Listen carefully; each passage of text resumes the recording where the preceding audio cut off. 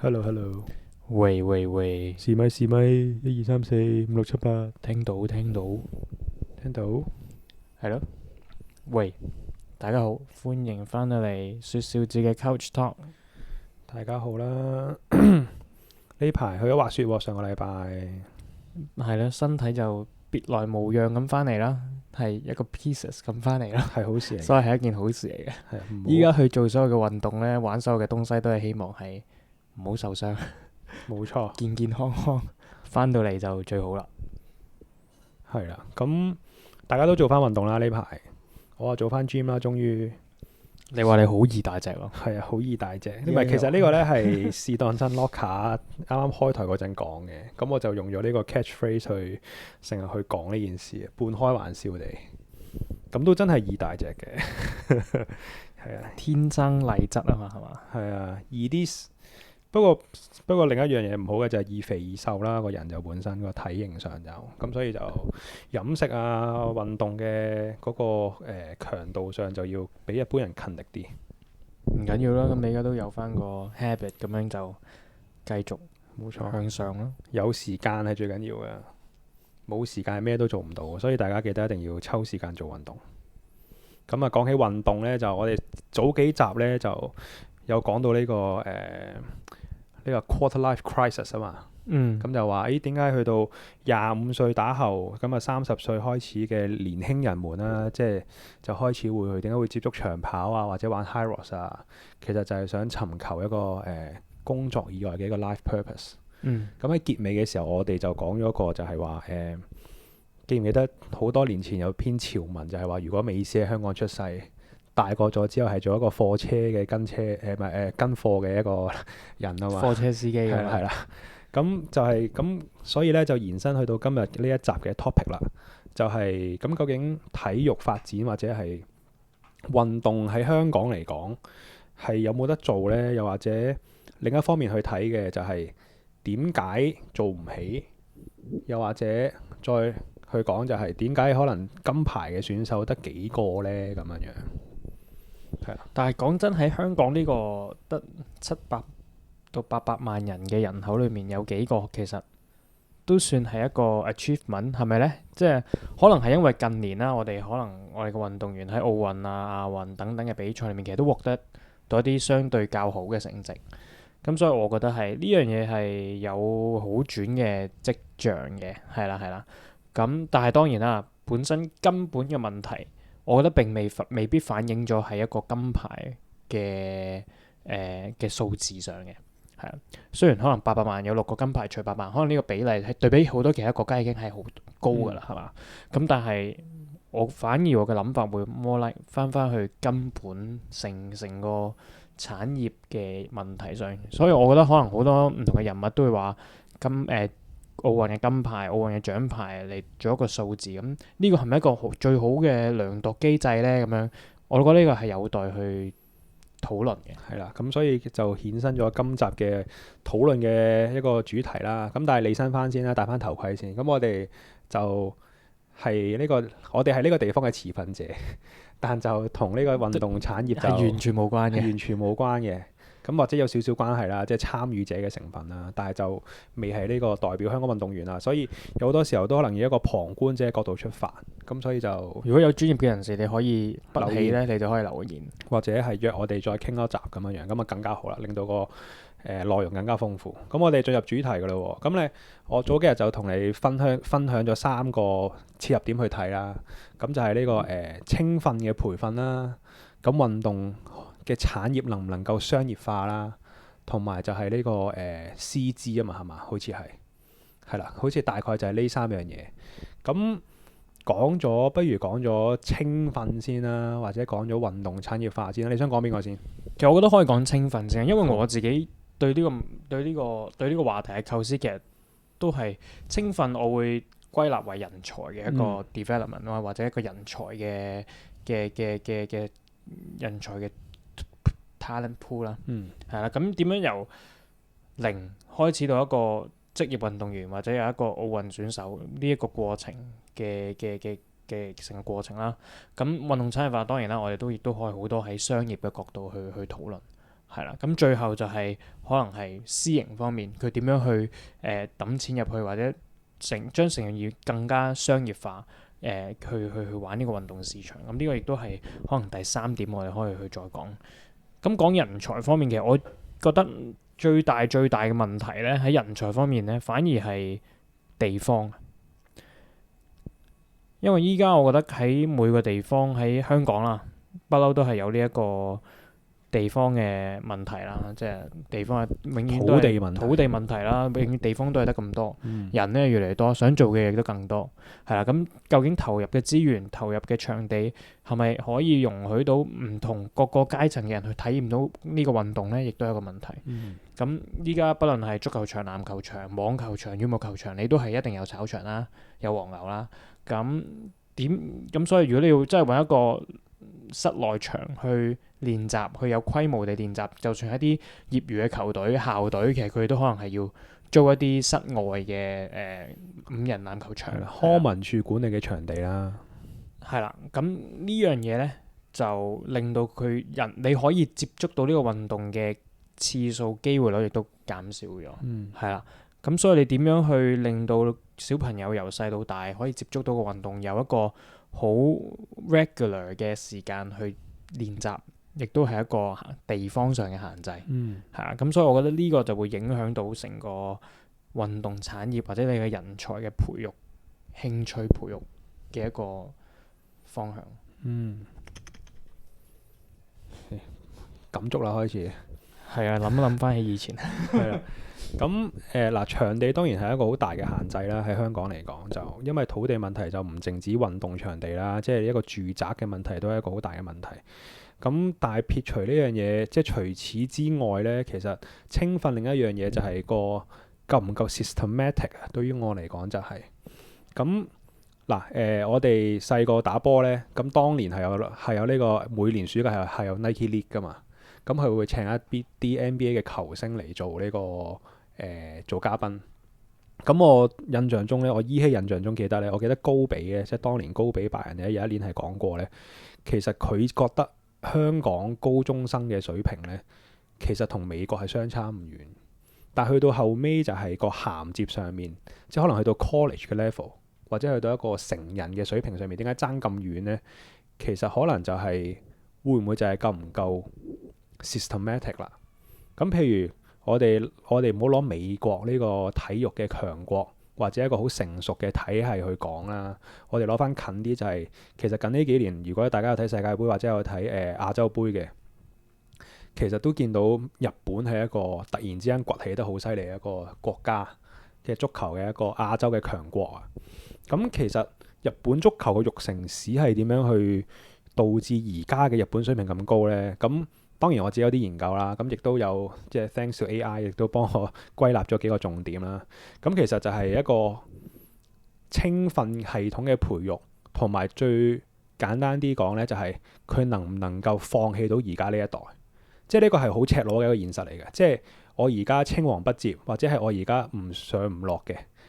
咁如果我係有意發展體育項目，即係某一項嘅體育嘅項目啦，就係我夠唔夠心狠手辣，我放棄呢一代。咁因為其實我哋陪伴住我哋成長嘅時候，有好多唔同嘅日本嘅足球明星噶嘛，即係中田英壽啊、香川真司啊，呢一班人其實全部人都係好叻或者係好 outstanding 嘅一個，踢到係歐洲水平，係一個 star player 啦。咁但係以一個隊伍嚟講嘅時候呢，你單憑一個人一兩個人勁係唔夠 carry 到成隊波嘅。咁所以日本當時其實某程度上佢都係叫做半放棄咗嗰一代，就係我純粹係以一個媒體嘅角度或者以一個entertainment 嘅角度去睇嘅時候，就係我輸出幾個球星，我能夠輸出嘅就盡量輸出。咁但係去到一個國家體育嘅層面嚟講嘅時候，就係我嘅青訓究竟追唔追得上國際水平，從而令到該項運動嘅整體嘅水平、個競技水平有一個好嘅提升，有一個質量性嘅提升。其實就會係我自己會覺得，如果以借鏡日本去睇嘅就話呢，就係香港呢一刻比較缺乏嘅事情，就係唔夠 systematic 啦，唔夠系統化地去有一個青訓嘅培育嘅系統。係呢個係我第一個想講嘅東西啦。咁就係譬如啦，佢係喺即係日本嘅百年計劃，我諗大家可能睇新聞都大概有睇過。咁其實佢係一個咩事呢？就係呢，佢係喺呢個2005年啊，就去提出呢一個百年嘅願景啦，就希望100年入面呢，就打造100支嘅職業球隊。咁亦都個目標嘅藍圖有個 blueprint 呢，就係喺2025年呢，就攞到世界盃嘅，即係日本嘅足球。咁其實嗰個實施嘅起點就喺99年嘅時候呢，咁 J League 啦，即係日本嗰個最 top 嘅一個足球嘅聯盟啦，咁就去討論呢個職業化嘅時候呢，就去帶嚟呢一個營運嘅問題啦、財政嘅問題啦，就去提出咗呢個 J League 100-year vision， 即係呢個 J 聯盟嘅百年願景啦。咁其實呢，就會係其實簡單啲嚟講就係融合咗我哋啱啱講嗰3樣嘢，就係商業化、青訓嘅系統啦，同埋呢個人才嘅培育。咁然後呢，佢哋就係希望呢，以年輕人為呢個目標，然後同時間去繼續去maintain到而家呢刻嘅運作嘅模式，從而去繼續令到細嗰班年輕可能8至9歲開始就去培育佢哋嘅運動嘅興趣啊，或者去用一個嶄新嘅一個青訓嘅水平，去令到足球呢個文化扎根喺國民嘅心目中上面。咁然後呢，我哋見到喺90幾年開始發生緊嘅呢件事，去到20年間啦，其實都會有一個好大、好巨大嘅轉變㗎啦，就唔再係得1兩個特別出名。咁甚至你見到日本呢隊波，而家有好多人，大家都會比較認知佢啦，認識到大家啦。咁所以就係呢個係一個簡嘅一個概括啦，就去講緊就係青訓究竟係有幾重要。因為如果青訓唔重要嘅話呢，其實喺一個地方去發展個體育嚟講呢，係相對地比較困難嘅。然後喺青訓呢個話題，我可以再加少少我嘅個人嘅心得或者我個人嘅見解啦。其實喺台灣裏面咧，佢哋嘅台灣籃球都面對住呢一個青訓或者係人才接力嘅問題啊。因為台灣籃球即係可能大家都會睇一開頭大學高中啦 HBL 啦，好出名嘅唔同選手啦。咁然後佢哋就銜接去大學嘅 UBL 啦。咁傳統地咧，佢哋亦都有一個聯盟叫 SBL 咧，就係佢哋去到一個半職業嘅一個水平去競技嘅。咁近呢3-4年啦，咁因為有黑人嘅存在啦，咁亦都台灣亦都將呢個籃球咧就變向呢個職業化，就有呢個 P 聯盟啦 P League， 同埋有呢個依家近呢3年亦都有個新嘅聯盟叫 TPBL 嘅聯盟啦。咁林書豪亦都喺呢2個聯盟度打拼過啦。FYI 係啦。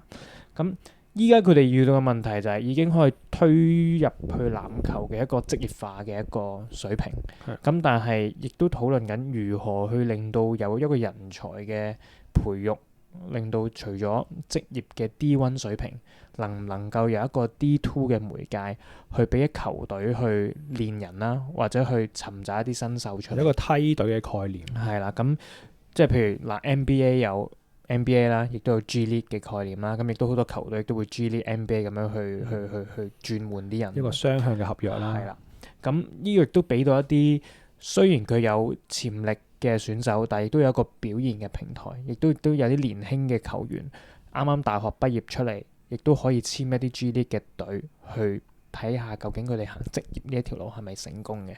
So far 喺香港嘅足球裏面，比較少有呢一個，或者足球籃球都好啦，比較少有呢一個嘅梯隊嘅文化。即係因為香港有甲組、乙組、乙組1、乙組2咁樣啦，之後丙組咁樣。咁但係裡面嘅球隊同甲組嘅球隊係咪有一個聯繫關係呢？就比較少啦。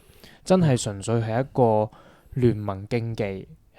大部分嘅乙組嘅球隊都係希望可以躋身去甲組，可能去到賺一啲票房啊，或者係有更多唔同嘅 exposure，instead of 一個培育嘅一個角度。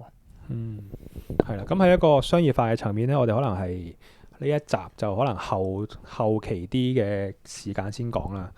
咁去講翻就係啱啱 Johnny 講個梯隊個概念，就係我再展述多少少青訓嗰個結構啦。就係其實咧日本咧好多嘅足球嘅發展方式咧，都係借鏡咗或者借鑑咗德國同埋英格蘭嘅，即係呢兩個足球好耐歷史嘅一個足球嘅強國啦。咁其實大概就係咧，佢哋係有分咗5個嘅一個階段嘅，就係 U8 啦、U9至12啦、U13至16、U17至23同埋職業階段。咁 U 係點解呢？即係 for 一啲可能唔係好識運動嘅人，就係、是、個年齡以下係啦，即係 under 係啦。咁 U8 呢，即係去到即係8歲之前呢 U 左右啦。咁其實呢3個國家啦，就會係以一個趣味嘅性質為主嘅，就係、是、培養呢個小朋友呢對該項嘅運動產生咗興趣。同埋去令到佢哋起碼知道嗰個運動係咩嚟咧，即係譬如足球係用個腳踢嘅，唔係攞個手攬住個波，然後跑喺個龍門度嘅咁樣。咁嗰個就另一個運動。咁可能如果個小朋友不斷地咁樣做嘅，可能佢打 rugby 會好啲咁樣。係啦，咁去到 U9至12咧，就係一個成長嘅階段啦。咁就係開始咧個技術同埋身體嘅成長管理就係好着重嘅。咁就係開始亦都會將一個即係紐西蘭比較出名嘅，因為紐西蘭嘅欖球又叫 All Blacks 啦，即係我當年讀書嘅時候咧，成日有呢個 All Blacks 喺我嘅 curriculum 度出現嘅。因為點解咧？因為紐西蘭除咗欖球之外，佢哋游水都好勁噶嘛，即係水上嘅競技都好勁。咁去到佢哋有一個好完整嘅 systematic 嘅一個screening 嘅 method 咧，就叫做 talent ID， 即係 talent identification。咁佢就係好細個，就係透過唔同嘅體檢啦、唔同嘅運動嘅參與嘅程度咧，再分你去邊一度？去分你去 advise 啦。咁有人話呢個係好 unethical 嘅，即係好唔道德嘅。咁亦都有人會覺得呢個就係一個體育或者一個運動強國應該做嘅事情，精英化嘅一個係啦嘅取向。咁我哋偉大嘅祖國其實都有㗎啦，即係譬如跳水啊、體操啊，其實好細個，你見到全紅嬋10幾歲就攞咗個奧運金牌，其實都會係某程度上都係一個 talent ID 嘅一個成果，或者係一個嗰個國家投放呢個資源嘅一個收穫咯。係啦，咁所以講遠咗少少啦，呢一點就係咁去到U13至16啦，咁就有一個就會銜接到開始咧，就係 Johnny 講嗰個梯隊嘅文化出現，就會有該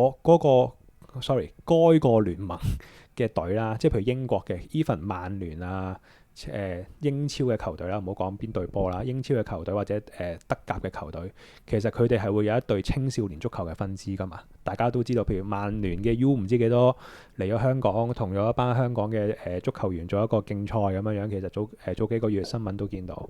咁日本都有嘅，日本就係一個聯盟嘅青訓啦，再加學校初中、高中雙軌發展咧，去令到佢哋踢好多波，去增加好多佢哋嘅競賽嘅經驗。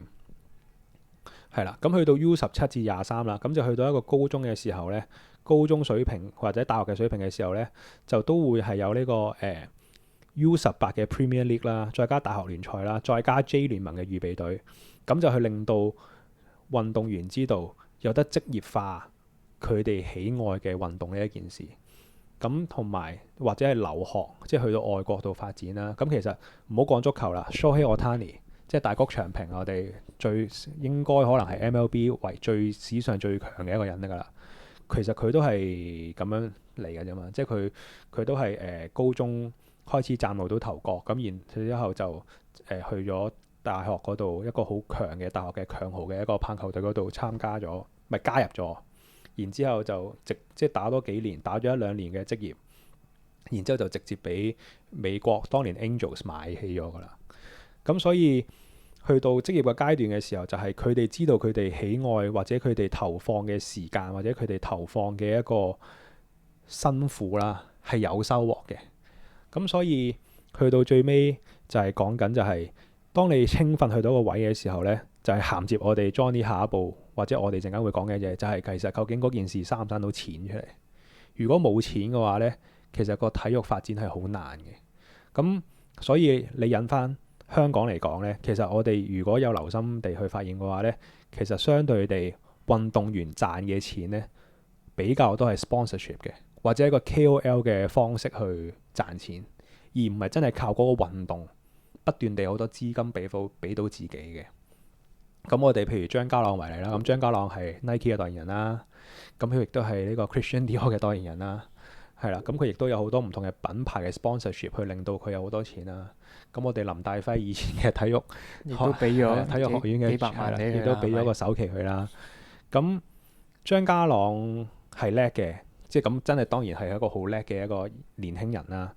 咁但係其實劍擊呢個運動上面，佢有冇錢呢？佢有冇好多嘅錢喺劍擊上面攞到翻嚟呢？或者我唔應該咁樣講，就係因為個人項目就好難有錢收啦。咁調翻轉講啦，就係譬如我哋香港嘅足總或者香港嘅欖總，其實有幾多錢俾到個運動員，去令到佢哋有一個 money 嘅 driven 嘅一個 motivation，去令到佢哋更加投放更加多嘅能力，或者投放更加多嘅資源去做呢件事。咁我覺得職業化都係一個好大嘅議題嚟嘅，即係就算香港嘅籃球依家只有一隊係全職嘅啫嘛，係啊，就係東東方方啦。龍獅咁其他其實都係半職嘅籃球隊啦。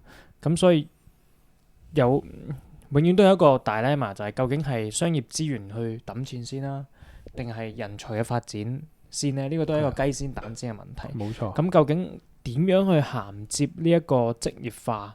點樣去令到運動員有一個穩定嘅收入？我覺得亦都係一個好大嘅一個議題啦。咁唔好話究竟職業化、職業咗嘅隊，究竟佢嘅成績係咪最好？呢個未呢個唔係我哋 concern 嘅位置。係呢個並唔係我哋 concern 嘅位置。當然啦，我覺得如果呢個職業化係保持到5到10年 compare to 一隊半職業嘅，當然我覺得佢嘅成績一定會相對地去好嘅。係啦，咁但係現依家嘅階段，可能好多人都會抨擊啦。就算人哋職業咗，都成績都唔會好啦咁樣。係啦，咁但係呢個係對整個運動產業第一步需要做到嘅東西。係啦，然後雖然我覺得講咗可能職業化呢樣嘢係比較推得遠啲嘅，如果講緊商業化，其實我覺得香港有一啲比較好嘅例子，就係當我覺得可能有6-7年前嘅 Nike 呢啲嘅聯賽嘅宣傳係做得非常之好嘅，係中學嘅呢個階段嗰陣時，球隊出嚟每個球隊出嚟都要代表佢學校，都有一件波衫係 Nike 幫佢印幫佢做，嗰陣時都有啲搶購嘅風潮啦。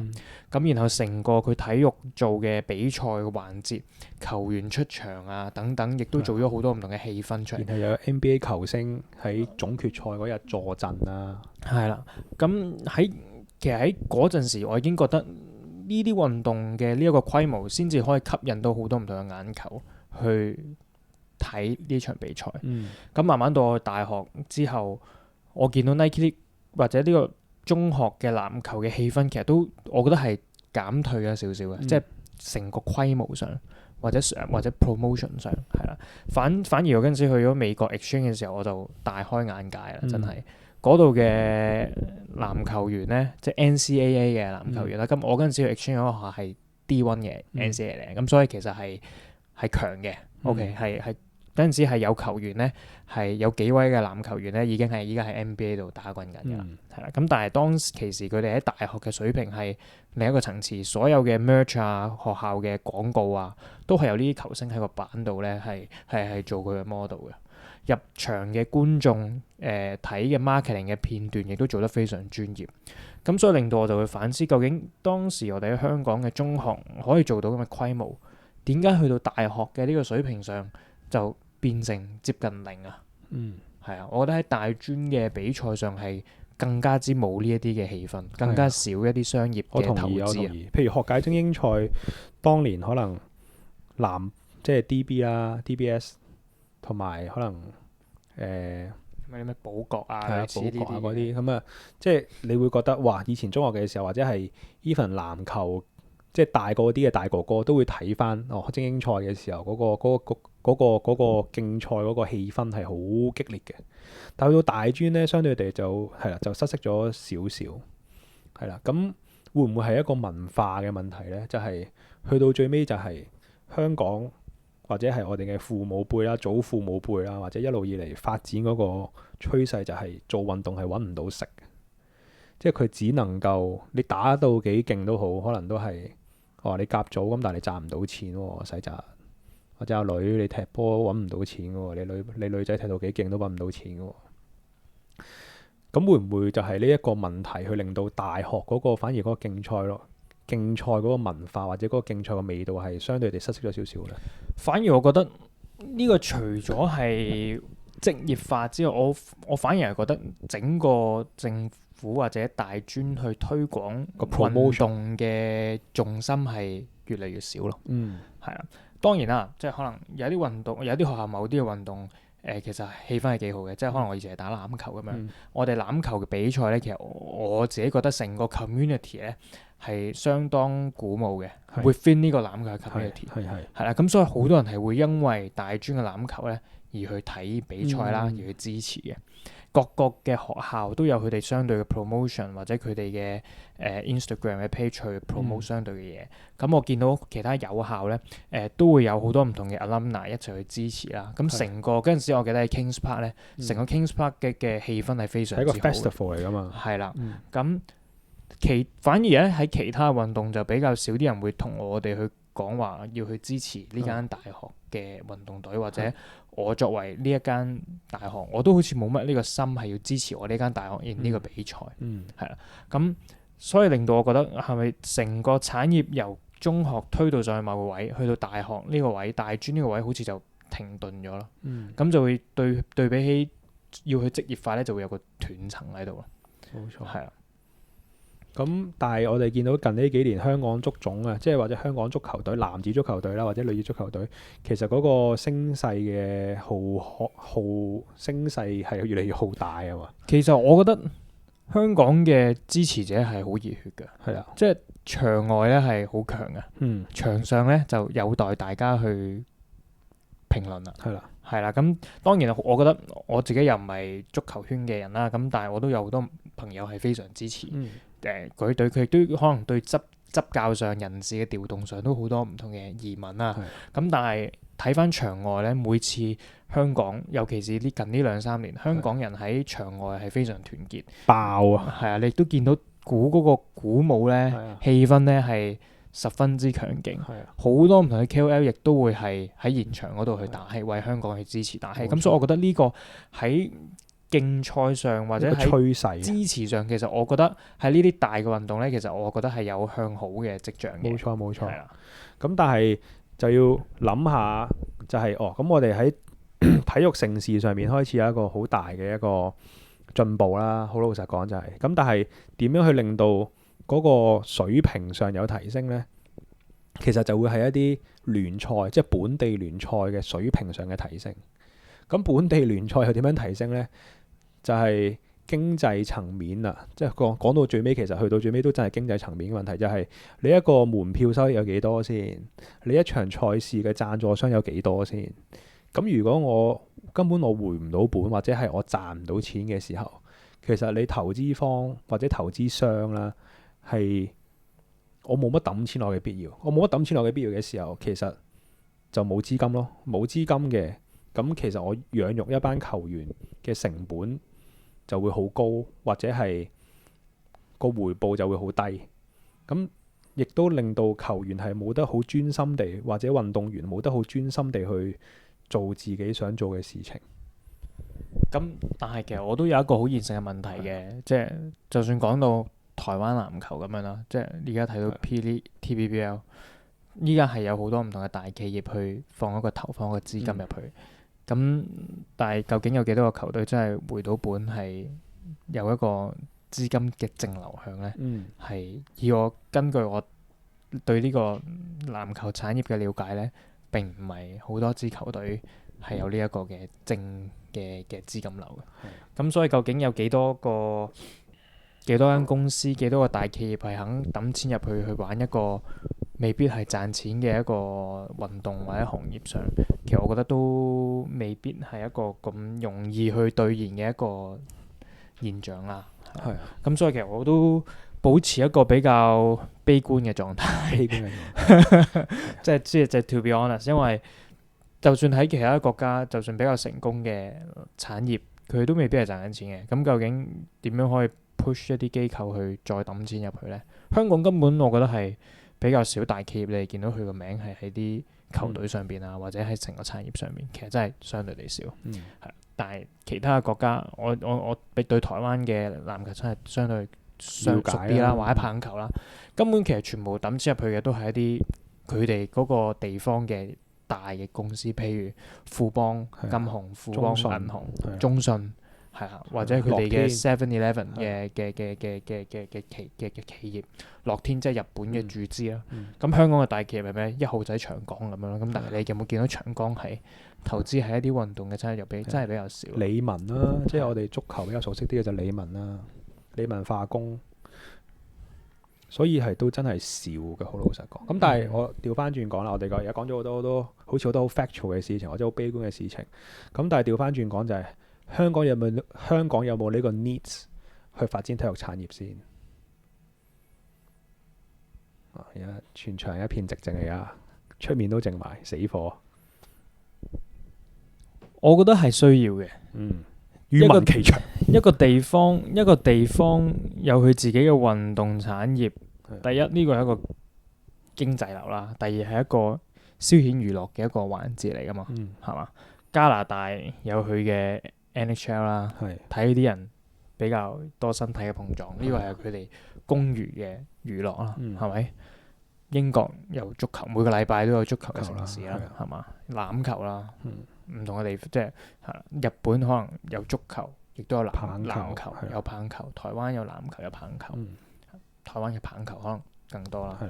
係咁，所以有一個代表嗰個地方嘅一個運動盛事去舉行，或者一啲 regular 運動嘅賽事舉行，係帶嚟到好多第一，除咗經濟之外，一啲家人陪伴嘅時刻啦，係咪？有啲唔同嘅 leisure 活動啦。香港所以大家都覺得哇，香港好似過咗7-8點後咩都冇嘢搞嘅咁樣。咁呢個就係可能成個城市點解比較陰沉嘅原因。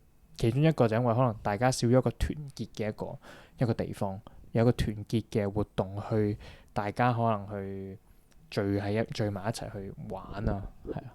同埋我想分享一個觀念咧，就係喺呢個運動嘅產業上面咧，其實佢係一個維穩嘅工具嚟嘅。咁但係即係 don't get me wrong，維穩唔一定係一個負面嘅詞語。維穩其實某程度上係佢令到一個地方嘅向心力係更加大嘅。就係因為我有一個 national sports 或者我有一個 local sports 去令到啲人民好團結，就譬如最近呢幾年嘅香港足球，我覺得最近幾年嘅香港足球啦，對上一次全國運動會嘅手球啦，係啦，然後再對上同埋 Rugby Seven 啦，由細到大嘅 Rugby Seven 啦，係啦，然後仲有之前嘅劍擊比賽啦，即係到奧運，所有人都係睇緊電視機，就係睇緊家朗嘅效應啦，係啦，家朗啦，而家 Ryan 啦。係啦，何詩蓓啦，係啊，游水即係都會有即係你可以睇到，其實香港人係好中意本土嘅運動選手，冇錯，亦都好中意本土嘅運動嘅成個產業嘅。但係有冇一啲比較更統一嘅方法，可以令到大家聚埋一齊，更有規模或者嗰個點講？大家都想睇一個好嘅比賽啊嘛，係嘛？咁究竟呢個帶唔帶到俾佢哋咧？亦都係，我覺得係點講咧？人係喺度嘅。大家亦都對呢啲嘢係有興趣嘅，冇錯。咁究竟點樣可以有效率、有 systematic 地、有規模地去壯大呢樣嘢？我覺得就會係呢個產業需要嘗試或者去思考嘅一個問題。係啊，因為其實嗱，而家隨住呢個物質嘅生活嘅豐盛啦，香港人其實某程度上越嚟越有錢啦。即係直接啲講就係，雖然大環境經濟唔係好好，但係其實香港嘅收入或者香港嘅個 social status 係大家係有一個上升嘅趨勢噶嘛。咁當然啦，家朗攞咗個金牌之後，有啲媒體或者有一班人就喺度 tease 啲家長，就即刻擁啲小朋友去學劍擊咁樣樣。咁但係我覺得其實冇所謂㗎，即係你有個 role model，你起碼話到俾大家知道，係有出路嘅，係有出路啦，冇錯，出路呢件事係非常之重要嘅。對於我嚟講，即係對於發展體育嚟講，或者我覺得對於 at least 喺香港呢個人呢個地方嘅喺翻呢個地方嘅思考方式，有出路一個好緊要嘅嘢。係啦，咁所以啲人話香港得一個張家朗啫，或者而家香港得一個蔡俊彥啫，你等佢學，佢做唔做到下一個張家朗，做唔到下一個蔡俊彥咧？我覺得呢個 bullshit 嚟嘅，即係起碼你肯學，同埋你都話你起碼你家長都話到俾個社會知，我肯俾錢你去學啊。係咪先？我唔係唔俾錢你喎，我唔係仲喺度谷你去補習班喎。咁但係當然啦，個小朋友可能除咗學劍擊之外，又要補習班，又要學音樂啊嗰啲，咁係辛苦嘅。咁但係撇除呢樣嘢唔講嘅時候，如果若然一個家長可以好全程去支持到個小朋友真係往體育方面發展，其實我覺得我係相當之鼓勵呢件事。同埋我覺得依家我呢度都有寫低嘅，其實我覺得整個風氣係有向好嘅跡象。第一個原因係啱啱講到嘅香港精英運動員凱旋翻嚟嘅故事係極力，大家係極力吹捧啦，亦都係市民嘅回饋亦都好高啦。冇錯，佢哋亦都可以亦都知道，如果佢哋喺世界盛事上，如果佢哋得到一啲好嘅成績，佢哋係會有相對應嘅媒體嘅支持啦、商業嘅支持啦、政界嘅支持啦等等，佢都會獲得呢啲正向嘅能量嘅。係啦，而另外一樣嘢就係嗰個香港人支持本土運動嗰個氣氛啦，我覺得係都好緊要，俾佢哋一個支持案。每一個比賽其實記得喺嗰陣時喺啟德運動場，全部人都係支持香港隊嘅。喺成個啟德大會場足球隊可以踢緊波嘅時候，或者香港大球場嘅日子，全部人都係為香港球隊去支持鼓舞，係嘛？咁第三個就係出路嘅呢一個問題。其實我覺得呢個都有一個向好嘅方向。第一，除咗運動員佢贏得比賽之後，佢係得到獎金或者係有sponsorship 之外，其實依家多咗好多唔同嘅職業去 provide 俾呢啲運動員。即係譬如佢以前咧可能阿爸阿媽同佢講，喂，你打波踢波，你嘅生涯可能去到35歲，好冇？咁之後你就做咩啊？你就做教練。That's it, that's all， 係咪？咁但係依家可能有一啲可以再去讀書啦，再進修啦。有啲人可能可以做運動產業 related 嘅，譬如一啲 physio 啊等等嘅職業啦。亦都有一啲嘅例子，佢係可以入翻私營機構去做埋一啲領導嘅職位。冇錯，係啦。咁亦都係呢一啲好好嘅例子去講，其實除咗運動之外，你亦都可以有機會去再進修又好，亦都可以去有第二個嘅出路去俾你去揾到一個生計 after 你嘅 profession。因為一個 system 唔係一個我場上邊嗰90分鐘嘅一個 system 嚟嘅，係整體嘅一個架構，係一個 structure 上嘅一個 system 啦。即係 Johnny 話齋，退咗休嘅人，佢哋可唔可以用到佢哋嘅 experience 或者用到佢哋嘅 expertise 去擔任某一個協會嘅崗位，又或者就係我成個協會下面嘅所有 staff、所有 supportings， 佢哋做唔做到，或者係我哋有冇呢個能力，係一個協會一個統一嘅資金嘅發放，係出糧俾嗰班人去幫呢個協會做緊事，而 rather than 係我純粹係我好熱愛足球，所以我就去做 on field， 我就去做 as 一個 physio， 我去幫呢一隊波。咁但係我係無酬嘅。咁但係呢一個無酬嘅觀念，或者係我單憑熱愛去幫助嘅觀念，咁固然之喺人性上係一個好勁嘅顯彰啦。咁但係我亦都知道，可能好多都係因為有 internship 嘅，係啦，冇錯，冇錯，要儲中嘅原因啦。咁但係呢一份熱愛，其實究竟你係間接地你係幫緊個體育嘅發展，定係你係害緊個體育嘅發展呢？其實我覺得係值得去思考呢一件事。咁我本人就即係都有接觸過 on field 呢件事啦。我就係我自己覺得啊，即係可能大家會覺得，你聽完之後就好鬧我噶啦，陣間就我係覺得係害緊呢件事嘅。咁大家都免費，大家都鬥平鬥賤去俾一個 provide 個 service 俾一隊波嘅，仲要係一個 provide 一個 professional 嘅 service。係啦，咁其實當然隊波冇錢係一個事實，我都知道。咁但係你另一個 industry 嘅 expertise 會唔會就係因為你不斷地去 provide 緊一個免費或者一個好低價嘅 service， 去令到你自己代表緊嘅 expertise 有一個廉價嘅概念呢？從而去令到兩個專業未能夠走埋一齊。即係譬如一個醫療嘅支援啦，同埋一個體育專項嘅一個競賽啦，所以走唔埋一齊呢。其實會唔會就係呢一件事去令到整個架構嘅重整或者一個架構嘅設計上面產生咗一個問題呢？咁我覺得呢個亦都係大家需要思考嘅一個問題啦。咁但係呢個都係一個非常大嘅藍圖底下嘅其中之一塊，一個小塊。冇錯。咁點樣去解決呢一樣嘢？我覺得香港人係往一個好嘅方向嘅。At least 大家係支持自己嘅地方。冇錯。有一個一齊奮鬥嘅心，有一個熱血喺度。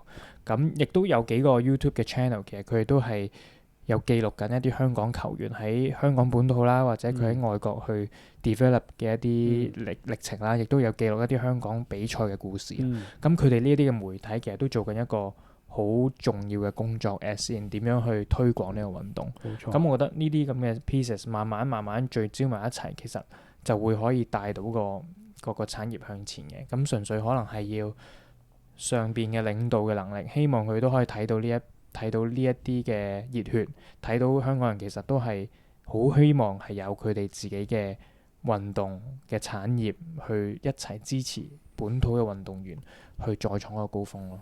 係啊，好，咁個結尾其實就好簡單嘅啫，即係我嘅結尾啊，就係我希望同一班高層講就係熱血咧唔係攞嚟賣弄嘅，熱血係由心而發嘅，熱血亦都有一個時間限期啊。冇錯。咁我嘅熱血同埋你去借助我嘅熱血去做嘅 performance 成唔成一個正比呢？我有冇需要繼續再支持你呢？其實係一個 expiration date 喺入面嘅。咁所以就係希望各位高層又搭少啲雞棚啦，即係可能好長口啦，大家覺得。但係我覺得熱血係唔應該賣弄咯，同埋就係真係做一啲實事出嚟啦。即係你有呢個資金，有呢個資源，你有呢個人力物力嘅時候，其實要好好諗下究竟係要點樣發展。即係 action speaks louder than words 啊嘛。即係你係咁講話咩幾多年概念、幾多年計劃嗰啲，咁但係其實有時你借鏡一下其他地方。人哋做到嘅時候，香港其實好多錢喺身嘅，或者呢個地方嘅資金其實係唔少嘅時候，有冇一個辦法係真係我當我淨係專攻一項運動嚟？有冇得係嗰項運動就可以有一個好好嘅發展嘅架構，去令到無論係家長參加緊嘅運動員，一個青少年運動員，或者一個成年嘅運動員，或者整個商業嘅業界marketing。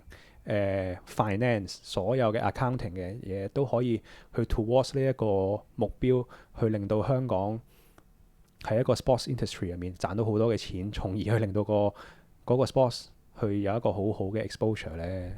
其實我覺得可能我唔知啊，我覺得劍擊可能都係往緊呢一個好嘅方向去行緊嘅。劍擊可以搞聯賽啊，其實我覺得係嘛？咁多劍擊學校，其實依家係多劍擊學校嘅。咁 I mean 即係呢個產業可能係一個可以香港去考慮嘅一個方向咯。即係橫掂依家都係真係有好嘅成績。呢個運動先食都唔係一個好受身形限制嘅一個運動。香港人嘅體格亦都係 OK 嘅，亦都有一個好完整嘅成功嘅模板榜樣去進行。咁當然啦，家朗同埋蔡俊彥都係高嘅，即係都係手長腳長嘅人嚟嘅。咁但係個身形限制上就真係冇咁大嘅，係啦。基因嘅控制冇咁大啦。即係當然啦，香港贏嗰啲選手係比較高大，但係你見到其他國家即係韓國、南韓嘅選手，其實佢哋都係比較細粒啲，但係佢都可以打到佢好高嘅水平。係嘛？咁所以我覺得呢個運動相對可能對呢個身形嘅需要係比較少啲嘅。係啦。但係最緊要係我哋有成功嘅例子嘛，咁我哋可以借鏡啊嘛。係咯，咁咪去做咯。就係咁咯。講咗咁多先啦，我諗大家都好多諗法㗎啦。咁留言話俾我哋聽。係啊，口水都乾啦。今集真係講到，咁就證明其實我哋係好中意呢件事咯，或者好想呢件事成真啊。係啊，好啦，咁我哋下條片見啦。拜拜。拜拜。